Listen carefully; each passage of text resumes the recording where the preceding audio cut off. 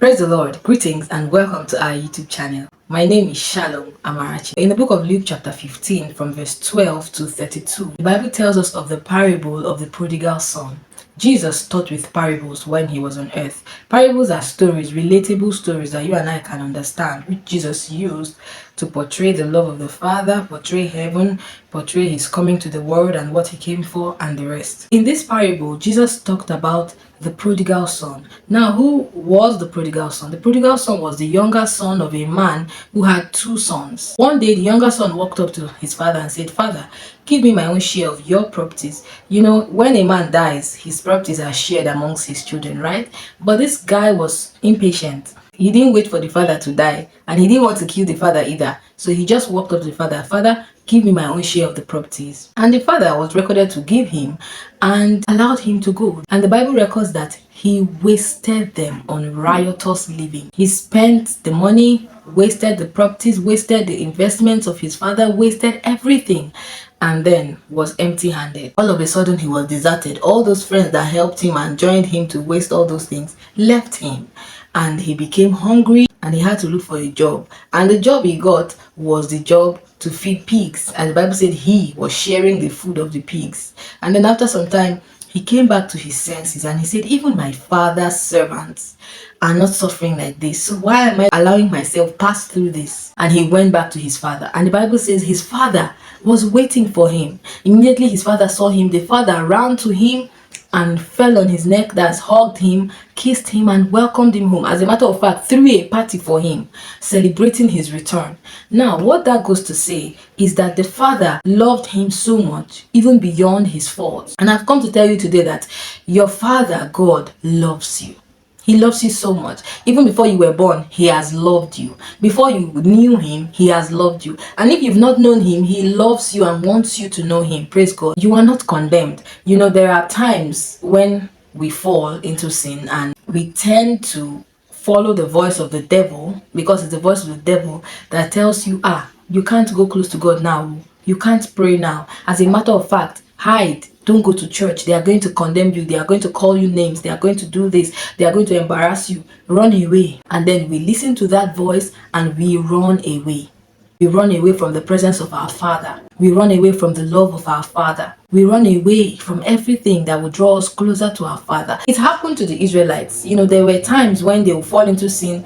Their falling into sin is worshiping other gods, other idols, and all the rest. And the Bible records that when they fall into such sins, they run away from the presence of God. They don't want to come close to where God is. They don't want to go to his tabernacle. They don't want to be associated with him. Meanwhile, God's arms are open. His heart too is open, waiting for you to return, waiting for his son, his daughter to return. And then, because we feel we are too dirty, we are too filthy, we are too this and that, we run away from him. But think about it. When a child poops on himself, does the mother throw him away? No.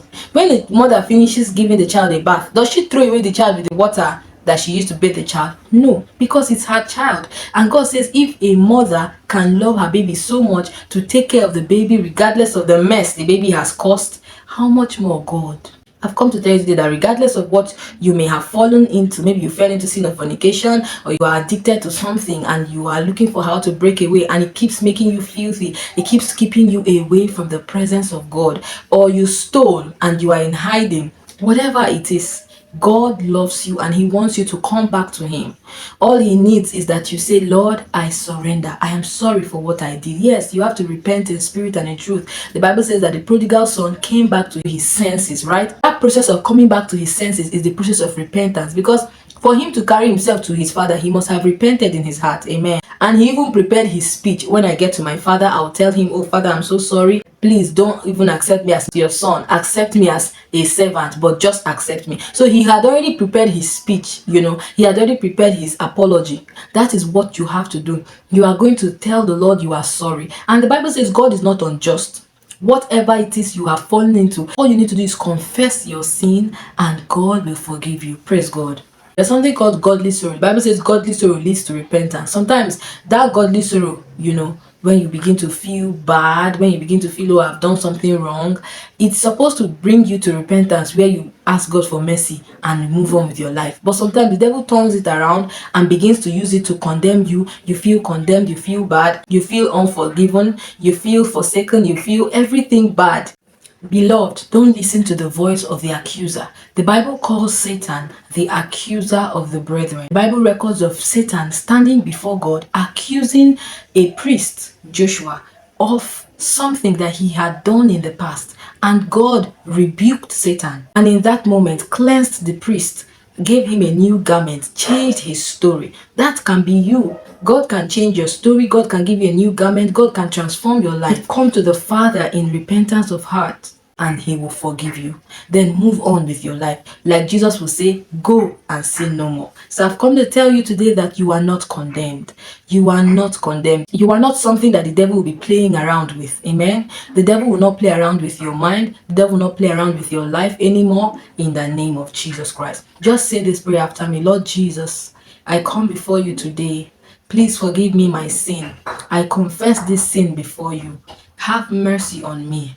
Dear Father, have mercy on me in the name of Jesus. I repent in truth and in spirit, and I ask you forgive me. I will not go back to it. I will serve you all the days of my life in the name of Jesus. Father, I thank you for everyone that has said this prayer and has seen this video. Father, I pray you help them in the name of Jesus. Forgive the sins, oh God. Forgive the shortcomings. Receive them again. You said when we cleanse our hands, you will accept us. Accept us. Accept every one of us, Lord, and use us for your glory in the mighty name of Jesus. Help us to forgive ourselves and not to fall back into that sin in the mighty name of Jesus. The enemy will not stand to accuse them. Oh Lord, you will always vindicate us in the mighty name of Jesus. Thank you, loving Father. In Jesus' mighty name. Amen. You are blessed and you are highly favored. Believe that. Now, what you should be doing is go to the Word of God. What did I say? Go to the Word of God. Go and get what God says about you. Go and get what God thinks about you. Go and get what God has proclaimed concerning you and begin to think on those things. Begin to meditate on those things and begin to see them happen in your life. Amen. Because it is what you focus on that you become. Think about God's word. Think on God's word. Speak God's word. Proclaim it to yourself and to your situation, and things will change. Hallelujah. Remember, you are not condemned. God loves you and he wants the best for you. God bless you. Thank you for seeing this video. I know you were blessed. Hallelujah. Don't forget to like the video, share it with friends and family, and please subscribe to this YouTube channel if you are yet to. God bless you and we love you so much. Jesus loves you too. See you in our next video.